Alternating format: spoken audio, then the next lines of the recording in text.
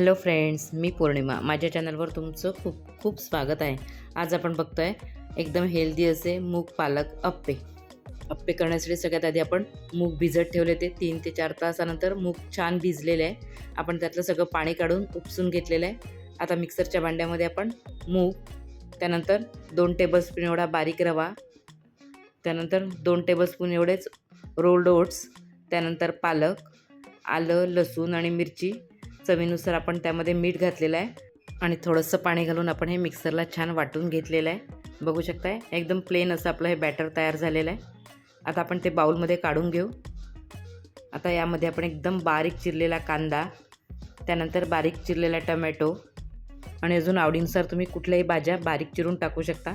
आपण कांदा टमॅटो टाकून व्यवस्थित मिक्स करून घेतलेला आहे. आता आपल्याला अप्पे करण्यासाठी बॅटर फर्मेंट करायचं आहे. त्यासाठी मी 1 पाकीट इनोचं टाकलेलं आहे.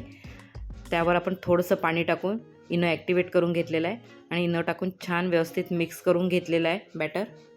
अप्पे करण्यासाठी मी आधीच गॅसवर अप्पे पात्र ठेवून गरम केलेलं आहे. त्याला तेल लावून घेतलं. त्यानंतर आपण सगळ्या याच्यामध्ये थोडं थोडं बॅटर टाकून घेतलेलं आहे. आता सिम गॅसवर आपण 7 ते 8 मिनटं यांना होऊ देणार आहे. मुगाचे अप्पे एकदम हेल्दी होतात.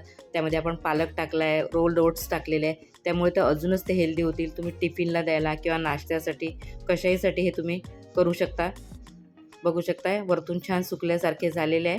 आता आपण सगळ्याला वरून पुन्हा तेल लावून घेतलेलं आहे आणि खालून देखील तुम्ही बघू शकता एकदम छान क्रिस्पी झालेले आहे. आता सगळे अप्पे आपण पलटवून घेतलेले आहे. आता या दुसऱ्या साईडने पण झाकण ठेवून 3 ते 4 मिनटं यांना होऊ देणार आहे. 3-4 मिनटं झालेले आहे. आपण बघून घेऊ.